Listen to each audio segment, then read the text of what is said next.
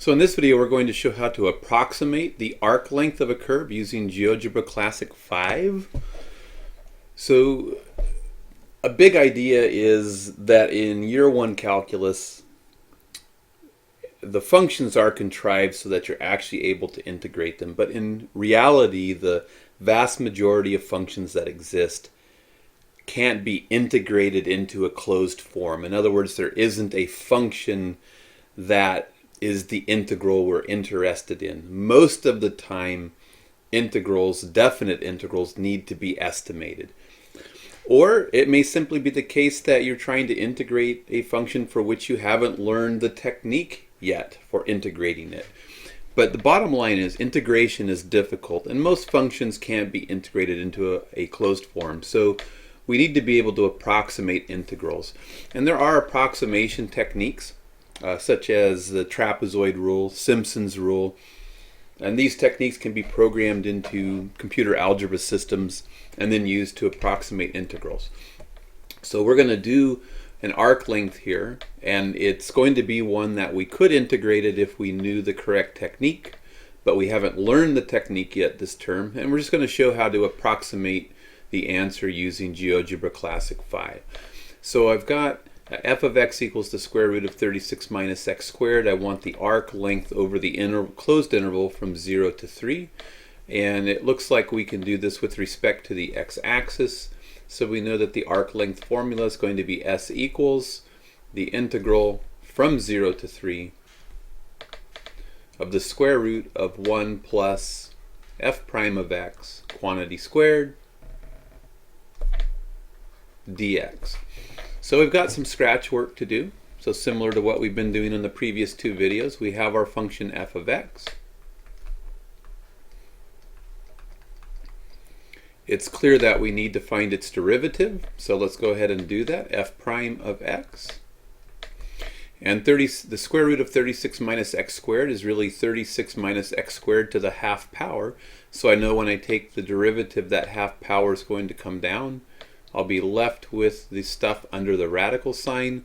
The 1/2 power gets reduced by 1, so 1/2 minus 1 is negative 1/2. Times, the chain rule says I need to take the derivative of the inside function, so times negative 2x, and I can simplify this a little bit. Negative 2 times 1/2 is negative 1, and then I can use the commutative property of multiplication if I want to bring the x to the front, which I like to do.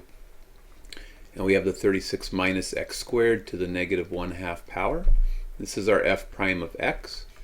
We know that we need to square it before we put it in underneath that parenthesis. So I'm going to go ahead and square everything. So the opposite of x squared is just going to be x squared. And then 36 minus x squared, negative 1/2 to the second power is negative 1/2 times 2 is negative 1. So we have this to the negative first power. And we could also write this as just x squared over, if we want a positive exponent, x squared over, we bring this term down, 36 minus x squared, and we make that negative 1 a positive 1, which we don't actually need to write. So right here we have our f prime of x squared, and then we know that once we square the f prime of x, we need to add 1 to it. So let's go ahead and add 1 to both sides here. And then to add these two terms, I would need a common denominator. So the 1 can also be written as 36 minus x squared over 36 minus x squared.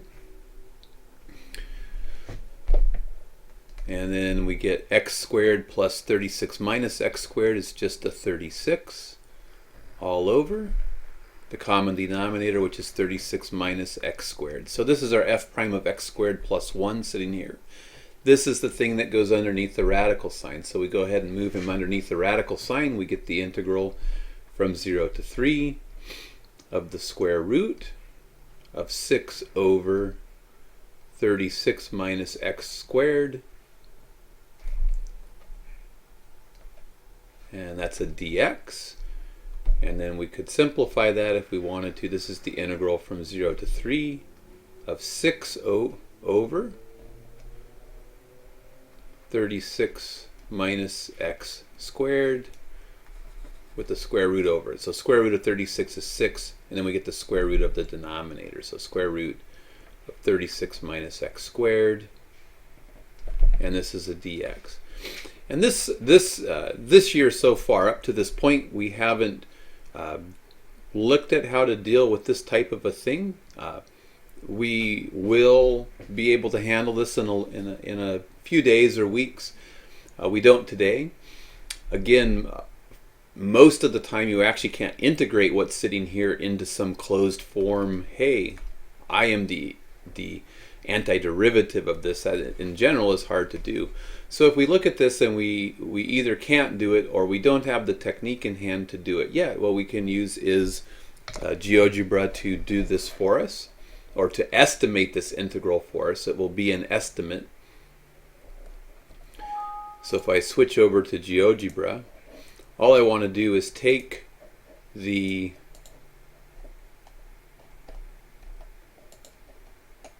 I think I just deleted my work, didn't I? I want to take here, we'll fix it. We had the integral from 0 to 3 of 6 over the square root of 36 minus x squared dx sitting here. You just give this a function name in GeoGebra. So I'm going to name it g of x. I'm going to let g of x equal the stuff that we want to integrate, which is 6 over the square root of 36 minus x squared. I'm going to go ahead and do that. So in GeoGebra, I should have said keep when I didn't. So in GeoGebra, what we're going to do is type the stuff inside the integral into the input bar down here at the bottom. So I give it a name g of x, a function name, equals, and it was 6 divided by the square root. And in GeoGebra we use squirt, S-Q-R-T, to represent the square root. And in the square root we had 36 minus x squared. And if I hit enter now, it'll show me the graph of the function, and here's my g of x equals 6 over the square root of 36 minus x squared. This is what we were trying to integrate, and now we can use GeoGebra to approximate the integral we were interested in. So we want the, down in the input bar again, I type integral, and GeoGebra will give me some function prompts and say, hey, what do you want to do? What I want is to take the integral of my function g of x, which we were trying to integrate, and I want to integrate it from 0 was the start value. We were integrating over the interval from 0 to 3. So I'm going to select this and hit enter. And GeoGebra will automatically highlight the function. So if I just type g of x, which is the name I gave the function I want to integrate, and then hit tab, I can type 0, hit tab, and type 3, and hit enter. And it will show me the area under g of x on the interval from 0 to 3, and it's approximating that area as 3.14ish, looking suspiciously like pi, but that'll be a story for another time. So anyways, that's how you use GeoGebra Classic 5 to estimate an integral. And really we want to recognize this isn't an equal sign here. It should actually be an approximately equal to sign, because the computer has taken an exact answer and come up with an approximation for it using an approximation technique that's been programmed into the software.